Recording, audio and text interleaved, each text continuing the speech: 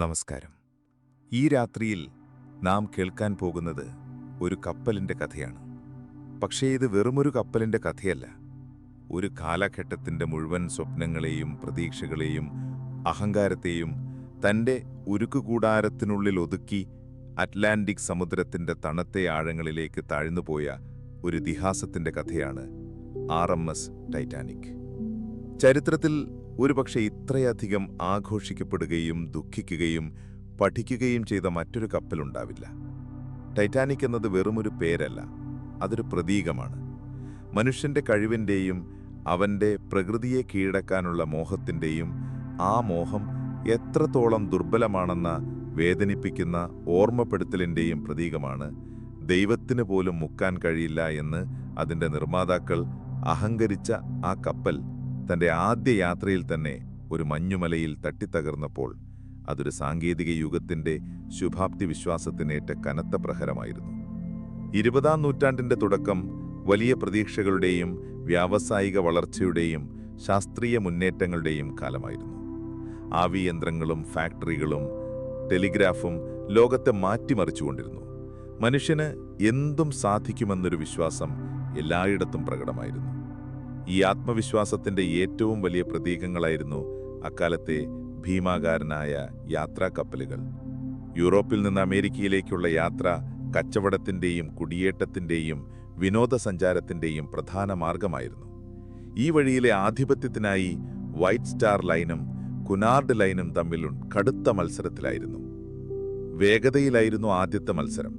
എന്നാൽ കുനാർഡ് ലൈനിൻ്റെ Lusitania, Mauritania എന്നീ കപ്പലുകൾ വേഗതയുടെ കാര്യത്തിൽ റെക്കോർഡുകൾ ഭേദിച്ചപ്പോൾ വൈറ്റ് സ്റ്റാർ ലൈൻ ഒരു പുതിയ തന്ത്രം മെനഞ്ഞു. വേഗതയിലല്ല, മറിച്ച് വലിപ്പത്തിലും ആഡംബരത്തിലും സുരക്ഷിതത്വത്തിലുമായിരിക്കണം തങ്ങളുടെ കപ്പലുകൾ ഒന്നാമതെത്തേണ്ടത് എന്നവർ തീരുമാനിച്ചു. ആ തീരുമാനത്തിൽ നിന്നാണ് ഒളിമ്പിക് ക്ലാസ് എന്ന പേരിൽ 3 സഹോദര കപ്പലുകൾക്ക് ജന്മം നൽകാൻ പദ്ധതിയിട്ടത്: ഒളിമ്പിക്, ടൈറ്റാനിക്, ബ്രിട്ടാനിക്. അവയിൽ രണ്ടാമത്തേതായ ടൈറ്റാനിക്കിനായിരുന്നു കൂട്ടത്തിലെ ഏറ്റവും പ്രൗഢിയും വലിപ്പവും പ്രശസ്തിയും. ടൈറ്റാനിക് എന്ന പേര് തന്നെ അതിൻ്റെ വലിപ്പത്തെയും ശക്തിയെയും വിളിച്ചോതുന്നതായിരുന്നു. ഗ്രീക്ക് പുരാണത്തിലെ ഭീമാകാരനായ ടൈറ്റന്മാരെ ഓർമ്മിപ്പിക്കുന്ന പേര്. അന്നുവരെ മനുഷ്യൻ നിർമ്മിച്ചതിൽ വെച്ച് ഏറ്റവും വലിയ ചലിക്കുന്ന വസ്തുവായിരുന്നു അത്. ഒരു നഗരം തന്നെ ഒരു കപ്പലിലേക്ക് പറിച്ചു നട്ടതുപോലെ. അതിനുള്ളിലെ ആഡംബരങ്ങൾ വിവരണാതീതമായിരുന്നു. വെർസേൽസ് കൊട്ടാരത്തെ അനുസ്മരിപ്പിക്കുന്ന വലിയ ഗോവണികൾ, പുകവലിമുറികൾ, തുർക്കിഷ് ബാത്തുകൾ, സ്ക്വാഷ് കോർട്ടുകൾ, ഒരു നീന്തൽക്കുളം പോലും. 1-ാം ക്ലാസ്സിലെ യാത്രക്കാർക്ക് മാത്രമല്ല, 3-ാം ക്ലാസ്സിലെ പാവപ്പെട്ട കുടിയേറ്റക്കാർക്ക് പോലും അക്കാലത്തെ മറ്റ് കപ്പലുകളിലേതിനേക്കാൾ മികച്ച സൗകര്യങ്ങൾ ടൈറ്റാനിക് വാഗ്ദാനം ചെയ്തു. എന്നാൽ ടൈറ്റാനിക്കിൻ്റെ ഏറ്റവും വലിയ വിൽപ്പനതന്ത്രം അതിൻ്റെ സുരക്ഷിതത്വമായിരുന്നു. മുങ്ങാത്ത കപ്പൽ എന്നായിരുന്നു അതിന് ലഭിച്ച വിശേഷണം. വെള്ളം കയറാത്ത 16 അറകളായി കപ്പലിനെ തിരിച്ചിരുന്നു. അവയിൽ 4 അറകളിൽ വരെ വെള്ളം കയറിയാലും കപ്പൽ മുങ്ങില്ല എന്നായിരുന്നു കണക്കുകൂട്ടൽ. ആ സാങ്കേതിക വിദ്യ അത്രയേറെ ആത്മവിശ്വാസം നൽകിയതുകൊണ്ടാണ് നിയമം അനുസരിക്കുന്നതിലും വളരെ കുറച്ച് ലൈഫ് ബോട്ടുകൾ മാത്രമേ കപ്പലിൽ കരുതിയിരുന്നുള്ളൂ. യാത്രക്കാരെ രക്ഷിക്കാനല്ല, മറിച്ച് അപകടമുണ്ടായാൽ മറ്റൊരു കപ്പലിലേക്ക് അവരെ മാറ്റാൻ വേണ്ടി മാത്രമുള്ള ബോട്ടുകൾ. ആ അമിതമായ ആത്മവിശ്വാസമാണ് പിന്നീട് ഏറ്റവും വലിയ ദുരന്തത്തിന് കാരണമായതും. 1912 ഏപ്രിൽ 10 ഇംഗ്ലണ്ടിലെ സൗത്താംപ്ടൺ തുറമുഖത്ത് നിന്ന് ന്യൂയോർക്കിലേക്ക് തൻ്റെ കന്നിയാത്രയ്ക്ക് ടൈറ്റാനിക് പുറപ്പെട്ടപ്പോൾ അതൊരു ചരിത്ര സംഭവമായിരുന്നു. ലോകത്തിലെ ഏറ്റവും ധനികരായ ആളുകൾ, വ്യാവസായികർ, കലാകാരന്മാർ, ഒപ്പം മെച്ചപ്പെട്ടൊരു ജീവിതം സ്വപ്നം കണ്ട് അമേരിക്കയിലേക്ക് യാത്ര തിരിച്ച പാവപ്പെട്ട കുടിയേറ്റക്കാർ, അങ്ങനെ 3 തട്ടിലുള്ളൊരു സമൂഹം മുഴുവൻ ആ കപ്പലിലുണ്ടായിരുന്നു. പത്രങ്ങൾ ആ യാത്രയെക്കുറിച്ച് വാതോരാതെ എഴുതി. ലോകം മുഴുവൻ ആ സ്വപ്ന കപ്പലിൻ്റെ ആദ്യ യാത്രയെ ആകാംക്ഷയോടെ ഉറ്റുനോക്കി. എന്നാൽ വെറും 4 ദിവസങ്ങൾക്ക് ശേഷം ആ സ്വപ്നങ്ങളെല്ലാം ഒരു ദുസ്വപ്നമായി മാറി. ഏപ്രിൽ 14 രാത്രി, ശാന്തമായ നിലാവില്ലാത്ത ആ രാത്രിയിൽ അറ്റ്ലാന്റിക്കിലെ തണുത്തുറഞ്ഞ ജലപ്പരപ്പിലൂടെ കുതിച്ചുപാഞ്ഞ ടൈറ്റാനിക് മുന്നറിയിപ്പുകളെല്ലാം അവഗണിച്ച് ഒരു ഭീമൻ മഞ്ഞുമലയിലിടിച്ചു തകർന്നു. ഉരുക്കുകൊണ്ട് നിർമ്മിച്ച ആ ഭീമാകാരൻ പ്രകൃതിയുടെ ഒരു ശീതീകരിച്ച കഷണത്തിനു മുന്നിൽ നിസ്സഹായനായി. മുങ്ങാത്ത കപ്പൽ എന്ന അഹങ്കാരത്തിന് വെറും 3 മണിക്കൂറിനുള്ളിൽ അന്ത്യമായി. അതിനുശേഷം നടന്നത് മനുഷ്യന്റെ ധീരതയുടെയും ഭീരുത്വത്തിന്റെയും ത്യാഗത്തിന്റെയും സ്വാർത്ഥതയുടെയും നേർക്കാഴ്ചകളായിരുന്നു. മരണത്തെ മുഖമുഖം കണ്ടപ്പോൾ മനുഷ്യൻ എങ്ങനെ പെരുമാറുന്നു എന്നതിന്റെ നേർചിത്രം. ആവശ്യത്തിന് ലൈഫ് ബോട്ടുകളില്ലാതെ 2200-ലധികം യാത്രക്കാരിൽ 1500-ലധികം പേർ ആ തണുത്ത വെള്ളത്തിൽ മരവിച്ചു മരിച്ചു. ധനികനും ദരിദ്രനും സ്ത്രീകളും കുട്ടികളും എല്ലാവരും ആ ദുരന്തത്തിനിരയായി. ലോകം അതുവരെ കേട്ടിട്ടില്ലാത്ത ഏറ്റവും വലിയ സമാധാനകാല ദുരന്തമായി അത് മാറി. ടൈറ്റാനിക്കിന്റെ കഥ അവസാനിക്കുന്നത് ആ ദുരന്തത്തിലല്ല, മറിച്ച് അവിടെ തുടങ്ങുകയാണ്. എന്തുകൊണ്ടത് മുങ്ങി? ആരുടേതായിരുന്നു തെറ്റ്? ഒഴിവാക്കാമായിരുന്ന ഒരു ദുരന്തമായിരുന്നു അത്. ആ ദുരന്തത്തിൽ നിന്ന് ലോകം എന്ത് പാഠങ്ങൾ പഠിച്ചു? ഈ ചോദ്യങ്ങൾ ഇന്നും നമ്മെ വേട്ടയാടുന്നു. കടലിന്റെ അടിത്തട്ടിൽ 2 കഷണങ്ങളായി തുരുമ്പെടുത്ത് കിടക്കുന്ന ടൈറ്റാനിക്കിന്റെ അവശിഷ്ടങ്ങൾ മനുഷ്യന്റെ അഹങ്കാരത്തിന്റെ ഒരു നിശബ്ദ സ്മാരകമായി നിലകൊള്ളുന്നു. ഈ രാത്രിയിൽ നമുക്ക് ആ കഥയിലേക്ക് ആഴത്തിൽ സഞ്ചരിക്കാം. ബെൽഫാസ്റ്റിലെ പണിശാലയിൽ 10,000-കണക്കിന് തൊഴിലാളികളുടെ വിയർപ്പിൽ നിന്ന് ആ ഭീമൻ ഉരുക്കുരൂപം ഉയർന്നു വന്നത് മുതൽ അതിന്റെ ആഡംബരപൂർണമായ ഉൾത്തളങ്ങളിലൂടെ, ദുരന്തത്തിന്റെ ആ ഭയാനകമായ രാത്രിയിലൂടെ, രക്ഷാപ്രവർത്തനത്തിന്റെ നിസ്സഹായതയിലൂടെ, ഒടുവിൽ ചരിത്രത്തിലെ ഏറ്റവും വലിയ പാഠങ്ങളിലൊന്നായി അത് മാറിയതിലൂടെ നമുക്കൊരുമിച്ച് യാത്ര ചെയ്യാം. കഥയിലേക്ക് മടങ്ങും മുമ്പ് ഒരു നിമിഷം എനിക്ക് നിങ്ങളോട് 2 കാര്യങ്ങൾ പങ്കുവയ്ക്കാനുണ്ട്. ഒന്നാമതായി, നിങ്ങൾ എവിടെയിരുന്നാണ് ഈ കഥ കേൾക്കുന്നതെന്ന് അറിയാൻ എനിക്കൊരു കൗതുകമുണ്ട്. ഒരുപക്ഷേ കേരളത്തിലെ ശാന്തമായൊരു രാത്രിയിലാവാം, അല്ലെങ്കിൽ തിരക്കിട്ട ഒരു പ്രവാസ ജീവിതത്തിനിടയിലെ ഒരിടവേളയിലാവാം. നിങ്ങൾ എവിടെയാണെന്നും ഇപ്പോഴത്തെ സമയം എത്രയാണെന്നും ഒരു കമൻ്റായി രേഖപ്പെടുത്താമോ? നമ്മുടെ ഈ കഥകൾ എവിടെയൊക്കെയാണ് എത്തുന്നതെന്ന് അറിയാനുള്ള ഒരു ചെറിയ ആഗ്രഹം. രണ്ടാമതായി, ഈ യാത്ര തുടരാൻ നിങ്ങളുടെ പിന്തുണ വളരെ വലുതാണ്. അതുകൊണ്ട് മറക്കാതെ സ്റ്റോറി ട്വീക്സ് സബ്സ്ക്രൈബ് ചെയ്ത് ഞങ്ങളെ സപ്പോർട്ട് ചെയ്യുക. അപ്പോൾ നമുക്ക് നമ്മുടെ കഥയിലേക്ക് മടങ്ങാം. നമ്മുടെ കഥ തുടങ്ങുന്നത് 20-ാം നൂറ്റാണ്ടിന്റെ ആദ്യ ദശകത്തിലാണ്. വ്യാവസായിക വിപ്ലവം അതിന്റെ ഉന്നതിയിൽ നിൽക്കുന്ന കാലം. ആകാശം മുട്ടുന്ന കെട്ടിടങ്ങൾ, ഭൂമിക്കടിയിലൂടെ പായുന്ന തീവണ്ടികൾ, ലോകത്തെ ബന്ധിപ്പിക്കുന്ന ടെലിഗ്രാഫ് കമ്പികൾ. മനുഷ്യൻ പ്രകൃതിയെ മെരുക്കിയെടുക്കാൻ പഠിച്ചുകൊണ്ടിരുന്നു. ഈ മത്സരത്തിന്റെ ഏറ്റവും വലിയ അരങ്ങായിരുന്നു വടക്കൻ അറ്റ്ലാന്റിക് സമുദ്രം. യൂറോപ്പിനെയും അമേരിക്കയെയും ബന്ധിപ്പിക്കുന്ന ഈ കടൽപ്പാത കപ്പൽ കമ്പനികളുടെ ഒരു യുദ്ധക്കളം തന്നെയായിരുന്നു. ഈ മത്സരത്തിലെ പ്രധാനികളായിരുന്നു ബ്രിട്ടീഷ് കമ്പനിയായ വൈറ്റ് സ്റ്റാർ ലൈനും അവരുടെ മുഖ്യ എതിരാളിയായ കുനാഡ് ലൈനും. 1907-ൽ കുനാഡ് ലൈൻ തങ്ങളുടെ 2 പുതിയ ഭീമാകാരന്മാരെ കടലിലിറക്കി, ലുസിറ്റാനിയെയും മൗറിറ്റാനിയെയും. അതുവരെ ഉണ്ടായിരുന്ന എല്ലാ വേഗത റെക്കോർഡുകളും ഈ കപ്പലുകൾ തകർത്തു. ഇത് വൈറ്റ് സ്റ്റാർ ലൈനിന് വലിയൊരു തിരിച്ചടിയായിരുന്നു. വേഗതയിൽ കുനാർഡിനെ തോൽപ്പിക്കാൻ കഴിയില്ലെന്ന് മനസ്സിലാക്കിയ വൈറ്റ് സ്റ്റാർ ലൈനിന്റെ മാനേജിംഗ് ഡയറക്ടർ ജെ ബ്രൂസ് ഇസ്മേ ഒരു പുതിയ തന്ത്രം ആവിഷ്കരിച്ചു.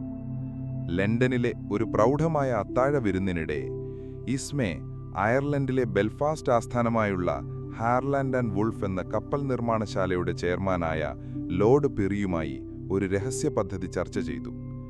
വേഗതയിലല്ല ഇനി മത്സരം, വലുപ്പത്തിലും ആഡംബരത്തിലും സുരക്ഷിതത്വത്തിലും കുനാർഡിനെ ബഹുദൂരം പിന്നിലാക്കുന്ന 3 കപ്പലുകളുടെ ഒരു നിര: ഒളിമ്പിക്, ടൈറ്റാനിക്, ബ്രിട്ടാനിക്. ഒരു പുതിയ ക്ലാസ് കപ്പലുകൾ. അവ അറ്റ്ലാന്റിക്കിലെ രാജ്ഞികളായിരിക്കും. ആ അത്താഴ വിരുന്നിൽ വെച്ച് പിറന്ന ആ ആശയം ചരിത്രത്തിലെ ഏറ്റവും വലിയ കപ്പൽ നിർമ്മാണ പദ്ധതികളിലൊന്നായി മാറി. ഈ ഭീമാകാരന്മാരെ നിർമ്മിക്കാൻ ഹാർലാൻഡ് ആൻഡ് വുൾഫിന്റെ ബെൽഫാസ്റ്റിലെ പണിശാല തന്നെ പുനർനിർമ്മിക്കേണ്ടി വന്നു. നിലവിലുണ്ടായിരുന്ന 3 സ്ലിപ്പ് വേകൾ അഥവാ കപ്പൽ നിർമ്മിക്കുന്ന ഇടം പൊളിച്ച് ലോകത്തിലെ ഏറ്റവും വലിയ 2 പുതിയ സ്ലിപ്പ് വേകൾ നിർമ്മിച്ചു. ഈ കപ്പലുകളുടെ മുകളിലേക്ക് സാധന സാമഗ്രികളും തൊഴിലാളികളെയും എത്തിക്കാൻ 228 അടി ഉയരമുള്ള ഉരുക്കുകൊണ്ടുള്ള ഒരു ഭീമൻ ഗാൻട്രി പണിതുയർത്തി. ബെൽഫാസ്റ്റ് നഗരത്തിന്റെ എവിടെ നിന്ന് നോക്കിയാലും കാണാമായിരുന്ന ആ ഭീമൻ ചട്ടക്കൂടിനുള്ളിലാണ് ഒളിമ്പിക്കും ടൈറ്റാനിക്കും ഒരേ സമയം രൂപം കൊണ്ടത്. 1909 മാർച്ച് 31 ടൈറ്റാനിക്കിന്റെ നിർമ്മാണത്തിന് ഔദ്യോഗികമായി തുടക്കം കുറിച്ചു. കപ്പലിന്റെ നട്ടെല്ലായ കീൽ സ്ഥാപിച്ചുകൊണ്ടാണ് പണി തുടങ്ങിയത്. 10,000-കണക്കിന് തൊഴിലാളികളാണ് ഈ മഹാപ്രയത്നത്തിൽ പങ്കാളികളായത്. 14,000-ഓളം പേർ. അവരുടെ വിയർപ്പിലും പ്രയത്നത്തിലുമാണ് ആ ഉരുക്കു സ്വപ്നം പതിയെ പതിയെ ഉയർന്നു വന്നത്. അതൊരു അപകടം പിടിച്ച ജോലിയായിരുന്നു. സുരക്ഷാ സംവിധാനങ്ങൾ ഇന്നത്തെപ്പോലെ ശക്തമല്ലാതിരുന്ന അക്കാലത്ത് ടൈറ്റാനിക്കിന്റെ നിർമ്മാണത്തിനിടയിൽ മാത്രം 8 പേർക്ക് ജീവൻ നഷ്ടപ്പെട്ടു, 246 പേർക്ക് പരിക്കേറ്റു. ടൈറ്റാനിക്കിന്റെ ഘടന തന്നെ ഒരു എഞ്ചിനീയറിംഗ് അദ്ഭുതമായിരുന്നു. കപ്പലിന്റെ പുറംചട്ടയ്ക്കായി 1 ഇഞ്ച് കനമുള്ള 30 അടി നീളവും 6 അടി വീതിയുമുള്ള 2000-ഓളം ഉരുക്കുപാളികൾ ഉപയോഗിച്ചു. ഈ പാളികളെ തമ്മിൽ ചേർത്തുവെച്ചത് 30 ലക്ഷത്തോളം റിവറ്റുകൾ ഉപയോഗിച്ചാണ്. ചൂടാക്കി പഴുപ്പിച്ച ഈ റിവറ്റുകൾ തൊഴിലാളികൾ കൈകൊണ്ട് ചുറ്റിക കൊണ്ട് അടിച്ചുറപ്പിക്കുകയായിരുന്നു. ബെൽഫാസ്റ്റ് നഗരം മുഴുവൻ ആ ചുറ്റികയടികളുടെ ശബ്ദം ദിവസങ്ങളോളം മുഴങ്ങിക്കേട്ടിരുന്നു. കപ്പലിനടിയിൽ ഒരിരട്ട അടിത്തറയുണ്ടായിരുന്നു. അപകടമുണ്ടായാൽ വെള്ളം കയറുന്നത് തടയാനായിരുന്നു ഇത്. കപ്പലിനെ 16 അറകളായി തിരിക്കുന്ന 15 ഭിത്തികൾ അഥവാ ബൾക്ക് ഹെഡുകൾ അതിന്റെ ഏറ്റവും വലിയ സുരക്ഷാ സവിശേഷതയായി കൊട്ടിഘോഷിച്ചിരുന്നു. ഈ ഭിത്തികൾക്ക് മുകളിൽ വെള്ളം കയറിയാൽ സ്വയമടയുന്ന വാതിലുകളുണ്ടായിരുന്നു. കപ്പലിന്റെ ക്യാപ്റ്റന് ബ്രിഡ്ജിലിരുന്ന് ഒരു സ്വിച്ചിട്ടാൽ ഈ വാതിലുകളെല്ലാം ഒരേ സമയം അടയ്ക്കാൻ കഴിയുമായിരുന്നു. 4 അറകളിൽ വെള്ളം കയറിയാലും ടൈറ്റാനിക് മുങ്ങില്ല എന്ന ആത്മവിശ്വാസം നൽകിയത് ഈ സംവിധാനമായിരുന്നു. മുങ്ങാത്ത കപ്പൽ എന്ന ഖ്യാതിക്ക് പിന്നിലെ സാങ്കേതികവിദ്യ ഇതായിരുന്നു. എന്നാൽ ആ സുരക്ഷാ ഭിത്തികൾക്കൊരു വലിയ പരിമിതിയുണ്ടായിരുന്നു. അവ കപ്പലിന്റെ മുകൾ തട്ട് വരെ എത്തുന്നില്ലായിരുന്നു. വെള്ളം ഒരറയിൽ നിറഞ്ഞ് അതിന്റെ മുകളിലെത്തിയാൽ ഭിത്തിക്ക് മുകളിലൂടെ അടുത്ത അറയിലേക്ക് ഒഴുകിയെത്താൻ കഴിയുമായിരുന്നു. ഈ ഡിസൈനിലെ പിഴവാണ് ദുരന്തത്തിന്റെ ആഴം കൂട്ടിയത്. 2 വർഷവും 2 മാസവും എടുത്തു ടൈറ്റാനിക്കിന്റെ പുറം ചട്ട പൂർത്തിയാക്കാൻ. 1911 മെയ് 31 1 ലക്ഷത്തോളം ആളുകൾ നോക്കി നിൽക്കെ ടൈറ്റാനിക് ആദ്യമായി വെള്ളത്തിലിറങ്ങി. ബെൽഫാസ്റ്റിലെ ലെഗാൻ നദിയിലേക്ക് സോപ്പും മൃഗക്കൊഴുപ്പും പുരട്ടിയ സ്ലിപ്പ് വേയിലൂടെ ആ ഭീമൻ സാവധാനം ഊർന്നിറങ്ങിയപ്പോൾ അതൊരു ആഘോഷമായിരുന്നു. എന്നാൽ അതൊരു പൂർണ്ണമായ കപ്പലായിരുന്നില്ല, ഒരു കൂറ്റൻ ഒഴിഞ്ഞ പാത്രം മാത്രം. ഇനി വേണ്ടത് അതിനുള്ളിലൊരു കൊട്ടാരം പണിയുകയായിരുന്നു. അടുത്ത 10 മാസം ടൈറ്റാനിക്കിന്റെ ഉൾവശം അലങ്കരിക്കുന്ന ജോലികളായിരുന്നു. ലോകത്തിന്റെ പല ഭാഗങ്ങളിൽ നിന്നുള്ള ഏറ്റവും മികച്ച തടികളും തുണിത്തരങ്ങളും ഫർണിച്ചറുകളും അതിനായി ബെൽഫാസ്റ്റിലേക്കൊഴുകിയെത്തി. 1-ാം ക്ലാസ്സിലെ യാത്രക്കാർക്കായി നിർമ്മിച്ച ഗ്രാൻഡ് സ്റ്റെയർകേസ് അതിന്റെ ഏറ്റവും വലിയ ആകർഷണമായിരുന്നു. ഓക്ക് തടിയിൽ തീർത്ത സ്വർണം പൂശിയ അഴികളോടുകൂടിയ ആ ഗോവണി മുകളിൽ ഒരു വലിയ ഗ്ലാസ് ഡോമിൽ നിന്നുള്ള പ്രകാശം കൊണ്ട് വെട്ടിത്തിളങ്ങി. ഫ്രഞ്ച് കൊട്ടാരങ്ങളിലെ ശൈലിയിലുള്ള ലോഞ്ചുകൾ, ജോർജിയൻ ശൈലിയിലുള്ള പുകവലി മുറികൾ, ജിംനേഷ്യം, നീന്തൽക്കുളം, കോഫി ഷോപ്പുകൾ, വായനശാലകൾ ഒരാഡംബര ഹോട്ടലിൽ ലഭിക്കുന്നതിനേക്കാൾ സൗകര്യങ്ങളാണ് ടൈറ്റാനിക്കിൽ ഒരുക്കിയിരുന്നത്. കപ്പലിന് 4 വലിയ പുകക്കുഴലുകളുണ്ടായിരുന്നു.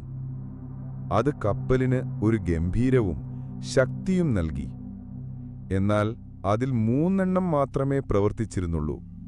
4-മത്തേത് വെറുമൊരു ഭംഗിക്ക് വേണ്ടി, കപ്പലിന്റെ രൂപസൗന്ദര്യം വർദ്ധിപ്പിക്കാൻ വേണ്ടി മാത്രം സ്ഥാപിച്ചതായിരുന്നു. 1912 ഏപ്രിൽ 2 ടൈറ്റാനിക് അതിന്റെ നിർമ്മാണം പൂർത്തിയാക്കി പരീക്ഷണ ഓട്ടത്തിനായി കടലിലിറങ്ങി. എല്ലാം ഭദ്രമാണെന്ന് ഉറപ്പുവരുത്തിയ ശേഷം ആ സ്വപ്നക്കപ്പൽ ബെൽഫാസ്റ്റിൽ നിന്ന് യാത്ര തിരിച്ചു. അതിന്റെ ആദ്യത്തേതും അതുപോലെ അവസാനത്തേതുമായ യാത്രയുടെ തുടക്കത്തിനായി ഇംഗ്ലണ്ടിലെ സൗത്താംപ്ടൺ തുറമുഖത്തേക്ക്. മനുഷ്യന്റെ കഴിവിന്റെയും ആഗ്രഹത്തിന്റെയും അല്പമഹങ്കാരത്തിന്റെയും ആ പ്രതീകം ചരിത്രത്തിലേക്ക് നീങ്ങാൻ തയ്യാറെടുക്കുകയായിരുന്നു.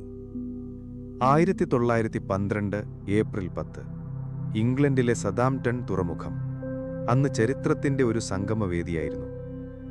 ലോകം അതുവരെ കണ്ടിട്ടില്ലാത്ത ഏറ്റവും വലിയ, ഏറ്റവും ആഡംബരപൂർണമായ കപ്പൽ RMS ടൈറ്റാനിക് അതിൻ്റെ ആദ്യ യാത്രയ്ക്ക് തയ്യാറെടുത്ത് ഒരു രാജകുമാരിയെപ്പോലെ അണിഞ്ഞൊരുങ്ങി നിൽക്കുന്നു.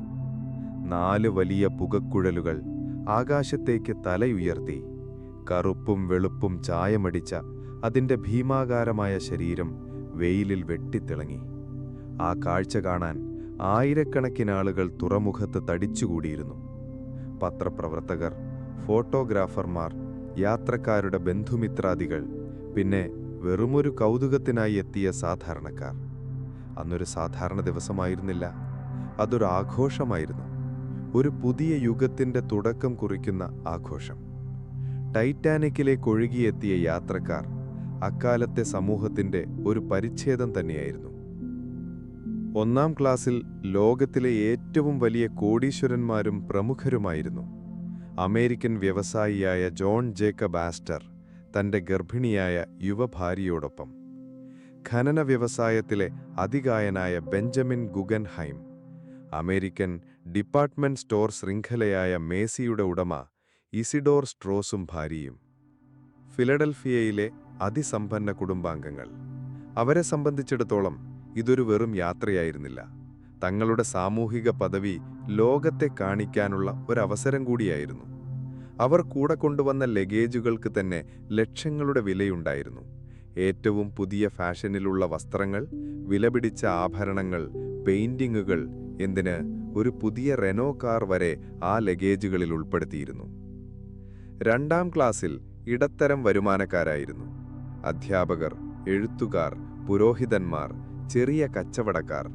1-ാം ക്ലാസ്സിലെ അത്ര ആഡംബരമില്ലെങ്കിലും അക്കാലത്തെ മറ്റ് കപ്പലുകളിലെ 1-ാം ക്ലാസ്സിനോട് കിടപിടിക്കുന്ന സൗകര്യങ്ങളാണ് അവർക്ക് ലഭിച്ചത്. അവർക്കും സ്വന്തമായി ഡൈനിങ് റൂമും ലൈബ്രറിയും സ്മോക്കിംഗ് റൂമും എല്ലാം ഉണ്ടായിരുന്നു. 3-ാം ക്ലാസ്സിൽ സ്റ്റിയറേജ് എന്നറിയപ്പെടുന്ന ഏറ്റവും താഴത്തെ തട്ടിൽ ഒരു പുതിയ ജീവിതം സ്വപ്നം കണ്ട് അമേരിക്കയിലേക്ക് കുടിയേറുന്ന പാവപ്പെട്ടവരായിരുന്നു. അയർലൻഡിൽ നിന്നും, സ്കാൻഡിനേവിയൻ രാജ്യങ്ങളിൽ നിന്നും, ഇറ്റലിയിൽ നിന്നും, കിഴക്കൻ യൂറോപ്പിൽ നിന്നുമുള്ള കർഷകരും തൊഴിലാളികളും അവരുടെ കുടുംബങ്ങളും, 100 കണക്കിന് ആളുകൾ. തങ്ങളുടെ ഗ്രാമത്തിലെ ആകെയുണ്ടായിരുന്ന സമ്പാദ്യം മുഴുവൻ വിറ്റുപിറക്കി ഒരു ടിക്കറ്റിനുള്ള പണം കണ്ടെത്തിയവർ. തങ്ങളുടെ പെട്ടികളിൽ വിലപിടിച്ച വസ്ത്രങ്ങളോ ആഭരണങ്ങളോ ഉണ്ടായിരുന്നില്ല, മറിച്ച് പുതിയ നാട്ടിൽ തുടങ്ങാനിരിക്കുന്ന ജീവിതത്തിലേക്കുള്ള പ്രതീക്ഷകളും പഴയ നാടിൻ്റെ ഓർമ്മകളും മാത്രമായിരുന്നു. എന്നിരുന്നാൽ പോലും ടൈറ്റാനിക്കിലെ 3-ാം ക്ലാസ് സൗകര്യങ്ങൾ മറ്റു കപ്പലുകളിലെ നരകതുല്യമായ സാഹചര്യങ്ങളെക്കാൾ എത്രയോ മികച്ചതായിരുന്നു. ഈ യാത്രക്കാരെയെല്ലാം നിയന്ത്രിക്കാനും അവർക്ക് സേവനം നൽകാനും ഈ ഭീമൻ കപ്പലിനെ ചലിപ്പിക്കാനുമായി 900ഓളം ജീവനക്കാരുമുണ്ടായിരുന്നു. അതിൻ്റെ തലപ്പത്ത് വൈറ്റ് സ്റ്റാർ ലൈനിലെ ഏറ്റവും അനുഭവസമ്പന്നനായ ക്യാപ്റ്റൻ 62 വയസ്സുകാരനായ എഡ്വേർഡ് ജോൺ സ്മിത്ത്. കോടീശ്വരന്മാരുടെ ക്യാപ്റ്റൻ എന്നറിയപ്പെട്ടിരുന്ന സ്മിത്ത് തൻ്റെ വിരമിക്കലിനു മുൻപുള്ള അവസാനത്തെ യാത്രയ്ക്കാണ് ടൈറ്റാനിക്കിലെത്തിയത്. അദ്ദേഹത്തെ സഹായിക്കാൻ chief officer Henry Wilde, first officer William Murdoch, second officer Charles Lightoller തുടങ്ങി ഒരു വലിയ നിര തന്നെ ഉദ്യോഗസ്ഥരുണ്ടായിരുന്നു. കൂടാതെ കപ്പലിൻ്റെ നിർമ്മാണ കമ്പനിയായ ഹാർലാൻഡ് ആൻഡ് വുൾഫിൻ്റെ പ്രധാന ഡിസൈനർ തോമസ് ആൻഡ്രൂസും, വൈറ്റ് സ്റ്റാർ ലൈനിൻ്റെ മാനേജിംഗ് ഡയറക്ടർ ജെ ബ്രൂസ് ഇസ്മേയും ഈ കന്നിയാത്രയിൽ പങ്കുചേർന്നു. ഉച്ചയ്ക്ക് 12 മണിക്ക് ടൈറ്റാനിക് അതിൻ്റെ ഭീമാകാരമായ സൈറൺ മുഴക്കി. ആ ശബ്ദം സതാംപ്ടൺ നഗരത്തെ പ്രകമ്പനം കൊള്ളിച്ചു. കപ്പലിനെ കരയുമായി ബന്ധിപ്പിച്ചിരുന്ന കട്ടിയുള്ള കയറുകൾ അഴിച്ചുമാറ്റി. ടഗ് ബോട്ടുകൾ അതിനെ സാവധാനം തുറമുഖത്തുനിന്ന് പുറത്തേക്ക് വലിച്ചു. യാത്ര തുടങ്ങുന്ന ആ നിമിഷം തന്നെ ഒരു ചെറിയ അപകടമുണ്ടായി. ടൈറ്റാനിക് നീങ്ങി തുടങ്ങിയപ്പോൾ അതിൻ്റെ ഭീമാകാരമായ പ്രൊപ്പല്ലറുകൾ സൃഷ്ടിച്ച വലിവ് കാരണം അടുത്ത് നങ്കൂരമിട്ടിരുന്ന SS ന്യൂയോർക്ക് എന്ന കപ്പലിൻ്റെ കയറുകൾ പൊട്ടി അത് ടൈറ്റാനിക്കിൻ്റെ നേർക്കൊഴുകി വന്നു. ക്യാപ്റ്റൻ സ്മിത്തിന്റെ സമയോചിതമായ ഇടപെടൽ കൊണ്ടാണ് ആ കൂട്ടിയിടി ഒഴിവായത്. ചിലരതൊരു ദുശ്ശകുനമായി കണ്ടെങ്കിലും മിക്കവരും ആ സംഭവം പെട്ടെന്ന് മറന്നു. സതാംപ്ടണിൽ നിന്ന് ടൈറ്റാനിക് നേരെ പോയത് ഫ്രാൻസിലെ ഷെർബർഗിലേക്കാണ്. അവിടെ നിന്ന് കൂടുതൽ യാത്രക്കാരെ കയറ്റി. പിന്നീട് അയർലൻഡിലെ ക്വീൻസ് ടൗണിലേക്കും ഇന്നത്തെ കോബ്. ക്വീൻസ് ടൗൺ ആയിരുന്നു യൂറോപ്പിലെ അവസാനത്തെ സ്റ്റോപ്പ്. അവിടെ വെച്ചാണ് ഒരു ഫോട്ടോഗ്രാഫർ ടൈറ്റാനിക്കിന്റെ അവസാനത്തെ ചിത്രം പകർത്തിയത്. ഒരു പുതിയ ലോകത്തേക്ക് യാത്രയാകുന്ന സ്വപ്നക്കപ്പലിന്റെ ചിത്രം. ഏപ്രിൽ 1 ഉച്ചയ്ക്ക് 1:30 ക്വീൻസ് ടൗണിൽ നിന്ന് നങ്കൂരമുയർത്തി 2200-ൽ പരം യാത്രക്കാരും ജീവനക്കാരുമായി RMS ടൈറ്റാനിക് അറ്റ്ലാന്റിക് സമുദ്രത്തിന്റെ വിശാലതയിലേക്ക് തന്റെ യാത്ര ആരംഭിച്ചു. അടുത്ത 3 ദിവസങ്ങൾ ഒരു സ്വപ്നം പോലെയായിരുന്നു. സമുദ്രം ശാന്തമായിരുന്നു, ആകാശം തെളിഞ്ഞിരുന്നു. കപ്പലിനുള്ളിൽ ജീവിതം അതിന്റെ എല്ലാ ആഡംബരത്തോടെയും മുന്നോട്ടു പോയി. 1-ാം ക്ലാസ്സിലെ യാത്രക്കാർ വിലപിടിച്ച വസ്ത്രങ്ങൾ അണിഞ്ഞ് ദിവസവും 10 കോഴ്സുകളുള്ള അത്താഴവിരുന്നുകളിൽ പങ്കെടുത്തു. കപ്പലിലെ ഓർക്കസ്ട്രയുടെ സംഗീതം കേട്ട് അവർ നൃത്തം ചെയ്തു. സ്മോക്കിംഗ് റൂമുകളിലിരുന്ന് അവർ രാഷ്ട്രീയവും ബിസിനസ്സും ചർച്ച ചെയ്തു. സ്ത്രീകൾ ലോഞ്ചുകളിലിരുന്ന് സംസാരിച്ചു. 2-ാം ക്ലാസ്സിലെ യാത്രക്കാർക്കും അവരുടേതായ ആഘോഷങ്ങളുണ്ടായിരുന്നു. പിയാനോയുടെ സംഗീതത്തിനനുസരിച്ച് അവർ പാട്ടുകൾ പാടി. 3-ാം ക്ലാസ്സിലെ ഡെക്കുകളിൽ ഐറിഷ് സംഗീതത്തിന്റെ താളത്തിനനുസരിച്ച് പാവപ്പെട്ട കുടിയേറ്റക്കാർ നൃത്തം ചെയ്തു. ഭാഷയും ദേശവും മതവും മറന്ന് ഒരു പുതിയ ജീവിതം സ്വപ്നം കണ്ട ആ മനുഷ്യർ തങ്ങളുടെ ദുരിതങ്ങൾ മറന്ന് ആ യാത്ര ആഘോഷിച്ചു. എന്നാൽ ഈ ആഘോഷങ്ങൾക്കിടയിലും കപ്പലിന്റെ ബ്രിഡ്ജിലേക്ക് ചില മുന്നറിയിപ്പുകൾ എത്തിത്തുടങ്ങിയിരുന്നു. വടക്കൻ അറ്റ്ലാന്റിക് ആ വർഷം അസാധാരണമാം വിധം മഞ്ഞുമലകൾ നിറഞ്ഞതായിരുന്നു. മറ്റു കപ്പലുകളിൽ നിന്ന് ടൈറ്റാനിക്കിന്റെ യാത്രാപഥത്തിൽ മഞ്ഞുമലകളുണ്ടെന്നുള്ള വയർലെസ് സന്ദേശങ്ങൾ തുടർച്ചയായി വന്നുകൊണ്ടിരുന്നു. ഏപ്രിൽ 14 ഞായറാഴ്ച മാത്രം അത്തരം 6ഓളം മുന്നറിയിപ്പുകളാണ് ലഭിച്ചത്. പക്ഷേ ആ മുന്നറിയിപ്പുകൾക്ക് അർഹിക്കുന്ന ഗൗരവം നൽകപ്പെട്ടില്ല. ക്യാപ്റ്റൻ സ്മിത്ത് കപ്പലിന്റെ വേഗത കുറയ്ക്കാൻ നിർദ്ദേശം നൽകിയില്ല. അക്കാലത്ത് മഞ്ഞുമലകൾ ഒരു സാധാരണ കാഴ്ചയായിരുന്നു. അവയെ ദൂരെ നിന്ന് തന്നെ കണ്ട് കപ്പൽ വെട്ടിച്ചുമാറ്റാൻ കഴിയുമെന്നായിരുന്നു പൊതുവായ വിശ്വാസം. ടൈറ്റാനിക്കിന്റെ വയർലെസ് ഓപ്പറേറ്റർമാർ യാത്രക്കാരുടെ സ്വകാര്യ സന്ദേശങ്ങൾ അയക്കുന്ന തിരക്കിലായിരുന്നതുകൊണ്ട് ചില മുന്നറിയിപ്പുകൾ ബ്രിഡ്ജിലേക്ക് എത്തിക്കാൻ പോലും വൈകി. SS കാലിഫോർണിയൻ എന്ന കപ്പലിൽ നിന്ന് ഞങ്ങൾ മഞ്ഞുമലകൾ കാരണം യാത്ര നിർത്തിവെച്ചിരിക്കുന്നു എന്ന അവസാനത്തെ മുന്നറിയിപ്പ് വന്നപ്പോൾ ടൈറ്റാനിക്കിലെ വയർലെസ് ഓപ്പറേറ്റർ ദേഷ്യത്തോടെ മറുപടി നൽകി, "മിണ്ടാതിരിക്കൂ, ഞാൻ തിരക്കിലാണ്." അന്ന് രാത്രി ആകാശം തെളിഞ്ഞതായിരുന്നു, പക്ഷേ നിലാവുണ്ടായിരുന്നില്ല. സമുദ്രം ഒരു കണ്ണാടി പോലെ നിശ്ചലമായിരുന്നു. സാധാരണയായി മഞ്ഞുമലകൾക്ക് ചുറ്റും തിരയടിക്കുന്നതുകൊണ്ട് അവയെ ദൂരെ നിന്ന് തന്നെ കാണാൻ കഴിയും. എന്നാൽ കടൽ ഇത്രയും ശാന്തമായതുകൊണ്ട് ആ സാധ്യതയും ഇല്ലാതായി. കപ്പലിലെ നിരീക്ഷകർക്ക് ബൈനോക്കുലറുകൾ നൽകിയിരുന്നില്ല. അത് സൗത്താംപ്ടണിലെ ഒരു അലമാരയിൽ പൂട്ടിയിരിക്കുകയായിരുന്നു. അതിന്റെ താക്കോൽ അവസാന നിമിഷം ഡ്യൂട്ടിയിൽ നിന്ന് മാറിയ ഒരു ഓഫീസറുടെ കയ്യിലായിരുന്നു. അങ്ങനെ മനുഷ്യന്റെ അശ്രദ്ധയും അമിതമായ ആത്മവിശ്വാസവും പ്രകൃതിയുടെ ചില പ്രത്യേക സാഹചര്യങ്ങളും ഒത്തുചേർന്ന ആ രാത്രിയിൽ ടൈറ്റാനിക് അതിന്റെ വിധിയുമായി മുഖമുഖം കാണാൻ മണിക്കൂറിൽ 41 കിലോമീറ്റർ വേഗത്തിൽ ഇരുട്ടിലേക്ക് കുതിച്ചുപാഞ്ഞുകൊണ്ടിരുന്നു. ഏപ്രിൽ 14, 1912 രാത്രി 11:40. വടക്കൻ അറ്റ്ലാന്റിക് സമുദ്രം ഒരു കറുത്ത കണ്ണാടി പോലെ നിശ്ചലമായി കിടന്നു. ആകാശത്ത് നിലാവുണ്ടായിരുന്നില്ല. പക്ഷേ ആയിരക്കണക്കിന് നക്ഷത്രങ്ങൾ ആകാശത്തെ ഒരു വജ്രക്കമ്പളം പോലെ അലങ്കരിച്ചു. ടൈറ്റാനിക് എന്ന ആ ചലിക്കുന്ന നഗരം അതിന്റെ യാത്രക്കാരിലധികവും ഉറക്കത്തിലാഴ്ന്നതോടെ ഒരു നിശബ്ദമായ താളത്തിൽ മുന്നോട്ടു കുതിക്കുകയായിരുന്നു.